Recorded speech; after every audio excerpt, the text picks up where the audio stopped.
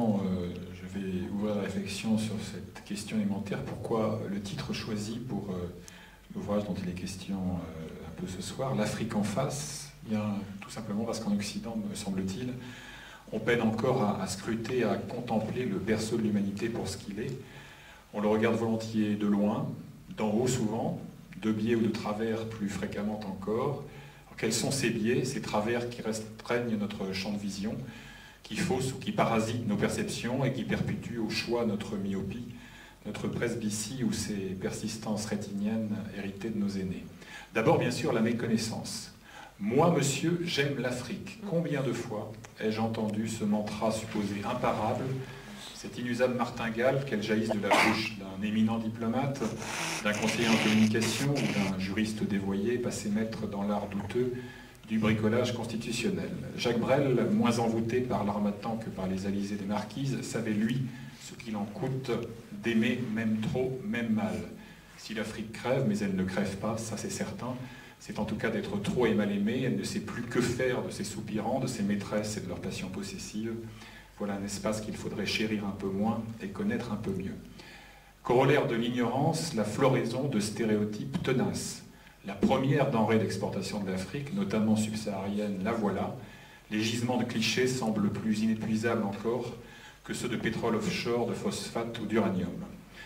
Troisième facteur, propice aux erreurs de parallaxe mentionnées précédemment, le dogmatisme, le présupposé idéologique, toujours péremptoire, rarement adossé aux faits. Le déni historique, par exemple, ce refus compulsif d'admettre les dégâts légués par des décennies de suggestion et d'asservissement. Mais à l'autre extrême du spectre, la culpabilité postcoloniale fait aussi des ravages. Elle tétanise, elle vitrifie la réflexion, elle tue dans l'œuf toute riposte à la logomachie néo-populiste, puisque tout est la faute des Blancs, à quoi bon corriger nos errements? Chacun dans son genre, l'Ivoirien Gbagbo, le Sénégalais Abdoulaye Wade ou le Soudanais Omar el-Béchir joue avec plus ou moins d'habileté de cette névrose. S'il est un personnage qui cristallise mieux que nul autre le phénomène, c'est bien le vieux satrape zimbabwéen Robert Mugabe, au prétexte que le fameux Comrade Bob fut jadis l'un des héros authentiques, au demeurant, du combat contre l'apartheid, l'un des piliers de ce qu'on appelait la ligne de front. Une faction imposante de l'intelligentsia continentale refuse obstinément de dénoncer les travers de celui qui est devenu le naufrageur assez vindicatif de l'ancien grenet à blé d'Afrique australe. Un peu comme si ses mérites passés lui valaient ad aeternam indulgence plénière. Il faut donc, lorsqu'on s'efforce de regarder l'Afrique en face, ni de trop près, ni de trop loin, tâcher de trouver la bonne distance, rester sourd aux sirènes du fatalisme, de la résignation, de la malédiction, du déterminisme historique, voire, n'en déplaise à nos amis chinois, du relativisme culturel. Qu'on se souvienne de ce raccourci très chiracien. Au fond, l'Afrique n'est pas mûre pour la démocratie, manière de suggérer qu'elle ne le sera jamais, du moins jamais assez. Tout ce qui précède fonde l'approche résolument didactique de cet essai, et que précise son sous-titre d'ailleurs, dit cliché à l'épreuve des faits, dit thème propice aux raccourcis, aux à peu près, les pandémies, la guerre, le terrorisme, la corruption, le panafricanisme, l'environnement, la France-Afrique, nous en reparlerons.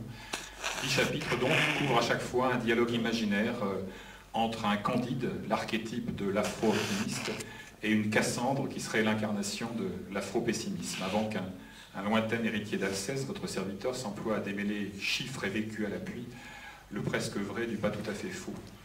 Au-delà de l'artifice narratif, je l'espère, ce procédé a le mérite de révéler et de fixer, à l'image de ce qui se passe dans les bacs d'un labo photo à l'ancienne, les stéréotypes les plus éprouvés, et de mettre en évidence la malléabilité de tout discours sur l'Afrique. À partir d'un même corpus de faits, de statistiques, on peut à peu près prouver tout et son contraire. Vous l'aurez compris, je ne prétends nullement bouleverser la vision que l'on a sous nos latitudes du continent africain. Plus simplement, je me suis assigné pour objectif de l'affranchir des parasites qui brouillent nos écrans radars. Alors, je termine là-dessus. Afro-optimiste ou afro-pessimiste? On est d'ordinaire sommé de choisir son camp. Pour ma part, je m'y refuse, préférant camper sur la ligne de l'afro-réalisme ou adopter la maxime du révolutionnaire italien Gramsci, pessimisme de la lucidité, optimisme de la volonté. Au fait, parle-t-on d'américano-pessimisme ou d'asio-optimisme? Non, jamais. Pourquoi donc réserver au seul continent africain ces catégories avant tout morales et psychologiques? Sans doute là encore, parce que notre rapport au continent noir n'a pas encore atteint l'âge adulte.